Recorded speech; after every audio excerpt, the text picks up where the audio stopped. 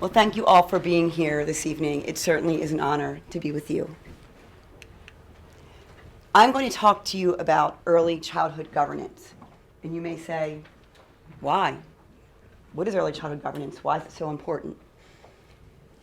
Governance means to oversee, to make decisions, to govern. And in early childhood, in most of our states, throughout our nation, there's not governance in early childhood. There aren't leaders making decisions. So I want to talk to you about effective early childhood governance. Not only having governance, but ensuring that it's effective. What this means is that federal and state leaders have expertise, they have authority, they know how to establish and maintain high quality, and they are held accountable. And I also want you to know why you should care. So what is the problem? At the national level and within states, there is not early childhood governance. There are a lot of people who are making decisions, creating policies, but there's a lot of this happening, and there's not this. There is not authority. There is not the ability to ensure high quality. And this negatively impacts efficiency and effectiveness over and over again in our states, in our nation. The Education Commission is a nonprofit that looks at all of our states, policies, looks at how states are taking the national requirements, national policies, and are implementing them in their states. And this report that was put forth in April of 2019 points to the fact that most states do not have governance, and therefore the quality of programming is negatively impacted. When we don't have aligned data, when we don't have aligned systems for licensure, when we are not ensuring aligned systems for professional development, we are limiting our ability to produce high quality programming. We are limiting the deliverables. And who is that impacting? Children. So let's talk about brain development. 20 years ago, we didn't know what we know now. We didn't know. When we look at the amount of research on brain development that has occurred in the past 15 to 20 years, it's astounding. When we look at sensory pathways, language, higher cognitive function, look at the arrow and where is it pointing? 5 years old. 90% of this development is taking place before children are 5 years old. However, when do states begin to take quality seriously? When does our federal government begin to take quality seriously? Kindergarten. Kindergarten.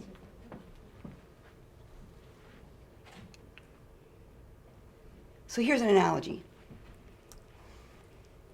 You buy a beautiful piece of land and you want to build a house. You want a beautiful house. And so you have plans drawn for this house. And you ensure that in these plans, you have a system, you have a plan, and you want to make sure that this house is going to do everything I want it to do. And you hire a general contractor, and that general contractor is going to oversee the work. That general contractor is going to hire the tradespeople, make sure the plumber, the electrician, they're all licensed, they're all insured, they're highly qualified. And that general contractor is going to make sure that all of the work is done in a systematic way and will make sure that the deliverables, they're there, the house works, the lights come on, the garbage disposal works. Imagine you buy that land and you hire the tradespeople and you say, have at it.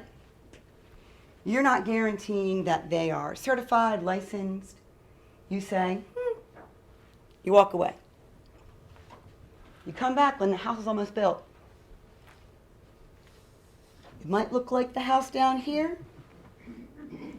You hope it looks like the house up here. We want to make sure the house always looks like the house up here. That should be by design, not by chance. And what we're doing with our system in early childhood governance is we are hoping and wishing. We're not ensuring that children are receiving high quality early learning opportunities when we have many different departments and agencies overseeing the work, and there is not authority, there is not governance by the people who have the expertise. If you wouldn't do this, it sounds preposterous, right? But you wouldn't do this. If you bought a piece of land, you wouldn't just let the tradespeople do the work and walk away. But this is what we are doing in early childhood. We are not ensuring that the work is done in a systematic, high-quality way. So if we look at all the states in the nation, we know that about 20 states have gone through what we call governance review, overview, but still only a handful of states have a strong early childhood system that's comparable to K-12. When we look at our K-12 system, we have state school boards, we have local school boards, we have governance and oversight. We have people making sure that those working within the system are doing what they're supposed to be doing.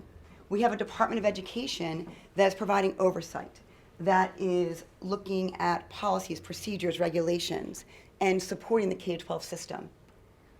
We also have the funding. It may not be what we want it to be, but there is the tax base there. Then let's look at birth to 5. A handful, just a handful of states have a strong system that's comparable to K-12. Most of the systems in early childhood, most of the services, are misaligned. So you have services that are in the Department of Education. You have services that are in social services departments. You have services that are in the health and social services departments. We are taking the work and we are slicing and dicing it, but we're not making sure that there is oversight and that it's all done well. And also, outside of our Department of Education, many of the department leaders, while they're intelligent people and they are experts in their field, they are not early childhood educators. Their training is not in education. So I am not saying that doctors, nurses, social workers are not highly trained and well educated, but they are not highly trained and well educated in early childhood education. In many of these departments, in many states, the people who are performing the work are not required to have the certification that those of us who have taught for many, many years in early childhood must have. So this chart shows you what's happening in Delaware. And this is a chart that the Department of Education, their Office of Early Learning, created. I would like to tell you that Delaware is the only state that looks like this, but I'd be lying. Because most states in our nation have a chart that looks like this, where you have divisions and agencies, and some of them are in the Department of Education, and some of them are the Department of Health and Social Services, and some of them are in the Department of Services for Children, Youth, and their Families. Again, we're taking early childhood education. We are taking our children who we know the majority of brain development is taking place before they ever get to kindergarten, and we're taking all these responsibilities and we're splitting them. We are dividing them. And it is very, very difficult for our children and our families to receive the services for which they're eligible and that they need when we have different policies in every division, in every department. So this lack of federal and state early childhood governance negatively impacts our state systems, which of course negatively impacts children, families, our workforce, and the K-12 system. We make it difficult for children because they're not all receiving the services that they need. Children are falling between the cracks, we know that. We make it hard for our families when we have different policies for registration or for referrals or for gathering information. When we have every department and every division having different policies and procedures, we are blocking the access for our families.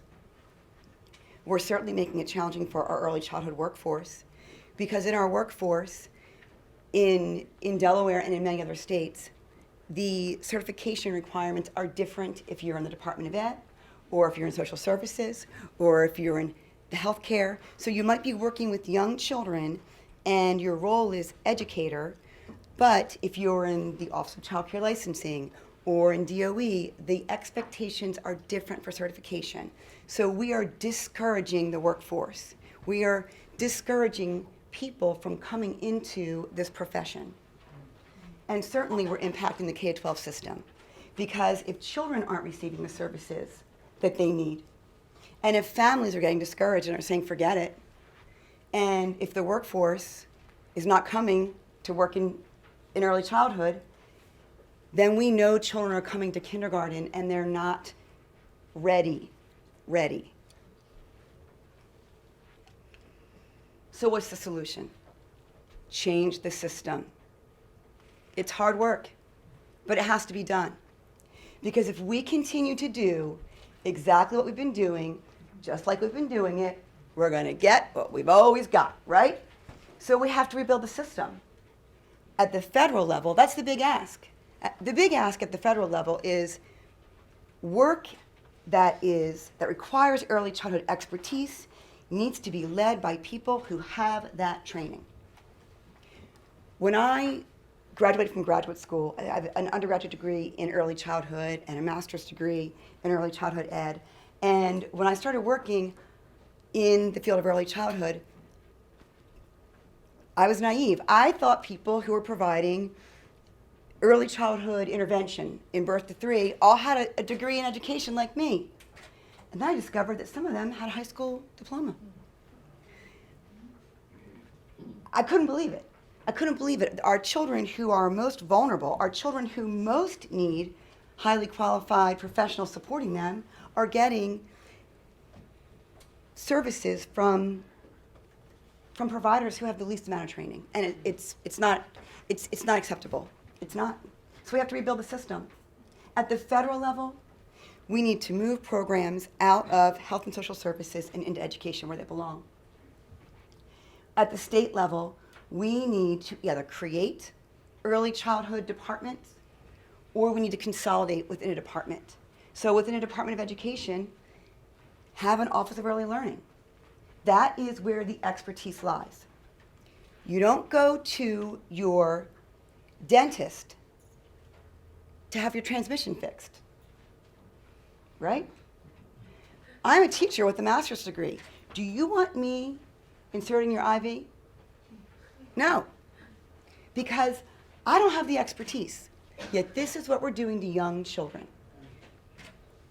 We need to ensure that the department or agency that is overseeing early childhood, so we have the governance, and then that department, we need to ensure that they have authority, they're held accountable, and they have expertise. So we know all the benefits. If you have a high quality system, if you have unified governance, and you have people who have expertise running the show, in charge, making the decisions, creating the policies, holding people accountable, then children will have access to what they need, the services they need. The programs will be high quality. Children will gain the skills they need to be ready, because the people doing the work will have the expertise to ensure it.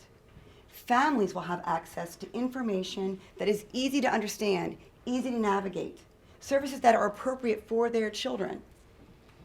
Registration, they'll all be able to access the programming. Our workforce, they'll want to be in early childhood because we'll have one system for them. There'll be one system for professional development, licensure, for background checks, one system. And then, of course, that benefits our whole education system. That benefits our early childhood system. It benefits our K-12 system. An aligned system. So this is my call to all of you. This is my call. what will our legacy be? Will we be aware of the problem, admire the problem, but not do anything to fix the problem? Or will we advocate for change? So you might say, Dawn, what can I do tonight, tomorrow, this weekend? Well, educate yourself. I gave you information, but you can go online and you can find plenty of information about early childhood governance. You can see what states have done and done well. You can see recommendations for the federal level to make changes for early childhood governance. You can pledge to be an advocate for young children because they can't vote. Children can't self-advocate. We are the ones making decisions for them, but they can't do this for themselves, so they're relying on all of us. You can contact your elected officials, your legislators who are going to DC, and your legislators who are going to Dover, or if you're from another state, your legislators going to your state capital. Reach out to them. Look at what governance looks like in your home state and commit to reaching out to your legislators and make the change. I truly believe that our legislators want to do what is right in education. I don't know how much you knew about governance before I began speaking. I hope you know a lot more. Legislators have to be generalists. They have to know a lot of things about a lot of things, right? So it's our job to educate them. And if you're here in Delaware, you can contact GEAR. We're fortunate that we have the Government Efficiency and Accountability Review. You can send an email to GEAR with a recommendation for efficiency and effectiveness. You can do that tonight. So I want to leave you with this. This is your opportunity. You've learned something new. I certainly hope you've learned something new. This is your opportunity to make change. You can make a decision tonight. You can make a decision tomorrow to advocate for our youngest citizens. They can't do it for themselves. Thank you so much. I appreciate your time.